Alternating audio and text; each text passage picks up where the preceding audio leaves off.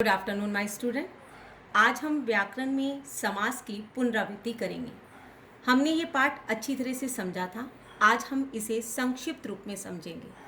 बच्चे, हमने समास का अर्थ समझा था कैसे। हमने समास को दो भागों के अंदर बांटा, सम जमा आस। सम का अर्थ होता है पास और आस का होता है रखना। हमने क्या पास रखा? सार्थक शब्द। और सार्थक शब्द से हमने क्या बनाया? नया शब्द। और नए शब्द से क्या बना? समास। हमने परिभाषा कैसे बनाई? अगर हम दो शब्दों को पास पास रखते हैं, किसको? सार्थक शब्दों को पास पास रखते हैं, तो उससे एक नया शब्द बनता है और नए शब्द से क्या बनता है? समास। अब ये परिभाषा हमें आसानी से समझ में आ गई कि सम का अर्थ है पास और आस का अर्थ है रखना। क्या पास रखा हमने? सार्थक शब्द। क्या बना? नया शब्द। और नए शब्द से क्या बना? समास। अब हम समास के भेद करते हैं। पहला अव्ययीभाव समास, फिर तत्पुरुष समास, द्विगु समास और द्वंद्व समास। अब हम पहले समास को समझते हैं। अव्ययीभाव समास के अंदर 3 पॉइंट समझने जरूरी हैं। इसके अंदर क्या होता है बच्चे? अवयव प्रधान होता है। अवयव बहुत सारे होते हैं, लेकिन उपसर्ग और प्रत्यय सभी अवयव से संबंधित होते हैं। लेकिन समास के अंदर हमने आ, बा, बे, भर और यथा, इनको याद रखना है। आ से क्या बनता है? आजन्म, बेकसूर, भरपेट, बाकायदा, यथा समय। अब जो आजन्म है बच्चे, इसमें जो विग्रह होता है वो पीछे से आगे की ओर होता है। आ शब्द पहला क्या है? अवयव है। बेकसूर पहला अवयव है। भर अवयव है। बा अवयव है। यथा अवयव है। और एक बात हमें इसमें याद रखनी है कि इसका विग्रह पीछे से आगे की ओर होता है। आजन्म जन्म से लेकर, बेकसूर कसूर के बिना, भरपेट पेट भरकर, बाकायदा कायदे के अनुसार, यथा समय समय के अनुसार। सभी विग्रह क्या हुआ? पीछे से आगे। दूसरा पॉइंट, एक जैसे शब्द होते हैं इसके अंदर। कैसे? हाथों, हाथ। अब इसके अंदर एक जैसे शब्द हैं, इसके अंदर ही अवयव आता है। हाथों ही हाथ, हाथ ही हाथ। अगर दोनों बार एक जैसे शब्द रिपीट होते हैं, उनकी पुनरावृत्ति होती है, तो वहां पर कौन सा समास होता है? अव्ययीभाव समास। तीसरा पॉइंट इसके अंदर है प्र और प्रति। प्र और प्रति जब शब्द आ जाते हैं तो भी अव्ययीभाव समास होता है। जैसे मैंने कहा प्रतिदिन, किससे संबंधित था? प्रति से।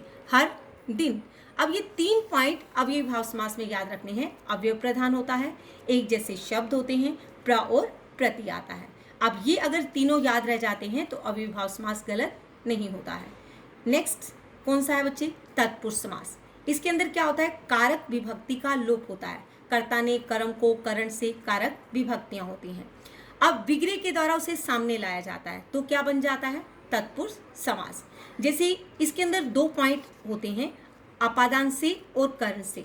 यहाँ कंफ्यूजन आती है कि इसमें भी से लगा है और इसमें भी से लगा है, लेकिन अपादान में क्या होता है? भय, अलग और तुलना का भाव होता है, लेकिन करण में ऐसा नहीं होता है। जैसे इसको उदाहरण के द्वारा समझते हैं।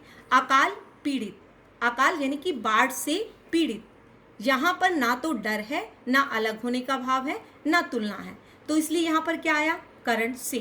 रोग मुक्त, रोग से मुक्त, अर्थात रोग से अलग हो गया, रोग से मुक्त हो गया, तो यहाँ पर अलग होने के भाव के कारण कौन सा आया? अपादान तत्पुरुष समास। भय मुक्त, भय से मुक्त। अब डर से अलग हो गया तो कौन सा आया? अपादान तत्पुरुष समास। तत्पुरुष समास में हमने कितनी बातें समझी कि इसके अंदर कारक विभक्ति का लोप होता है। बच्चे, कारक विभक्ति क्या होती है? कर्ता ने कर्म को करण से संप्रदान के लिए, ये सभी कारक विभक्तियां हैं और इसे विग्रह के द्वारा सामने लाया जाता है। जैसे इसके अंदर विभक्ति है अकाल से पीड़ित, विभक्ति क्या थी? छिपी हुई थी, विग्रह के द्वारा मैं क्या लाई? सामने, तो क्या बन गया? तत्पुरुष समास। अकाल पीड़ित, अकाल से पीड़ित। अब अपादान और करण में आपने अंतर को समझना है। तत्पुरुष समास में 2 बातें याद रखनी है कि कारक विभक्ति का लोप होता है और विग्रह के द्वारा सामने लाया जाता है, और अपादान से और करण में क्या अंतर है। तो तत्पुरुष समास आपके समझ में आ गया होगा। अब आगे समझते हैं। द्विगु समास सबसे आसान समास है। इसके अंदर क्या होता है? संख्या प्रधान होती है, अर्थात काउंटिंग। पहला शब्द काउंटिंग से संबंधित होता है। जैसे मैंने कहा 4 राहों का समूह। 4 क्या है? संख्या, अर्थात काउंटिंग। पहला अक्षर जो है काउंटिंग से संबंधित होता है तो वहां पर द्विगु समास होता है।